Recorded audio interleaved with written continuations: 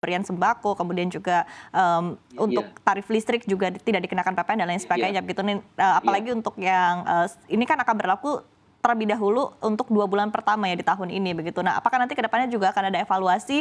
Kemudian tadi bicara berkaitan dengan kelas menengah, melihat begitu ya datanya utamanya dari sektor otomotif. Penjualan otomotif juga sebetulnya di tahun 2024 ini eh, bisa kita katakan turun begitu ya, cukup dalam juga iya, koreksinya. Apakah ini juga menjadi pertimbangan dari pemerintah? Karena kalau untuk sektor otomotif kan tampaknya sudah difokuskan ini kepada sektor untuk mobil-mobil hybrid dan juga electric vehicle. Ini seperti apa pertimbangannya Pak Ferry?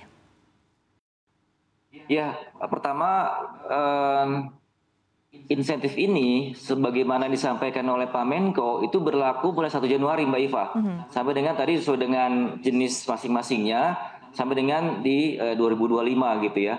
Tentu monitoring, evaluasi terhadap kebijakan itu kan secara reguler kita lakukan gitu ya. Ini yang memang kita lakukan juga di kantor Menko gitu ya untuk tadi melihat tren terkini perkembangan ekonomi, kemudian tadi melihat seberapa jauh kebijakan ini berdampak, kemudian itu adalah nanti at the end kita juga lihat bagaimana sampai dengan akhir tahun ini beberapa kinerja ekonomi kita gitu ya. Pertama tentu ya pertumbuhan ekonomi, yang kedua adalah inflasi misalnya Mbak Eva. Mungkin seperti itu Mbak Eva.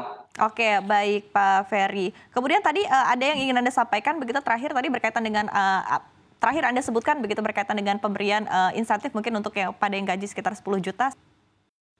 Iya, jadi bagian dari apa perhatian kita terhadap kelas menengah yang properti, kemudian otomotif, yang juga kita yang tuju sekarang adalah tadi yang PP pasal 21, kemudian juga yang lain adalah tadi JKP Mbak Iva untuk jaminan kehilangan pekerjaan itu kita improve gitu ya layanannya tadi untuk yang manfaatnya misalnya kita untuk yang baru ini nanti 60% 6 bulan gitu ya ini keharapan bisa menjaga daya beli masyarakat kita yang terkena PHK dalam jangka pendek gitu ya sambil teman-teman kita itu mencari pekerjaan. Kemudian yang kedua tadi terhadap masih JKP juga itu kita ini lakukan adalah layanan terhadap akses informasinya termasuk pelatihannya.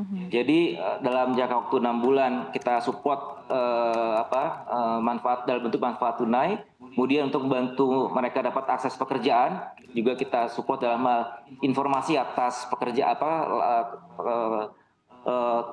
yang ada, kemudian juga pelatihannya. Ya, lainnya JKK Mbak Iva, jaminan jaminan Kehilangan pekerjaan. kecelakaan kerja gitu ya. Kecelakaan kerja, oke, baik. Ini kita memberikan support juga dalam bentuk tadi diskon untuk iurannya Mbak Iva. Jadi 50% dari iuran yang harus dibayarkan oleh rekan-rekan kita yang mengakses JKK itu nanti akan di-cover oleh BPJS Naker Mbak Iva. Harapannya tadi tentu sebagian yang selama dipakai buat iuran bisa dipakai juga untuk memperkuat daya beli dari masyarakat kita Mbak Iva. Kira-kira overall picture seperti itu Mbak Iva. Oke, Jadi baik. ada yang memang kita sasar di kelas menengah, pendapatan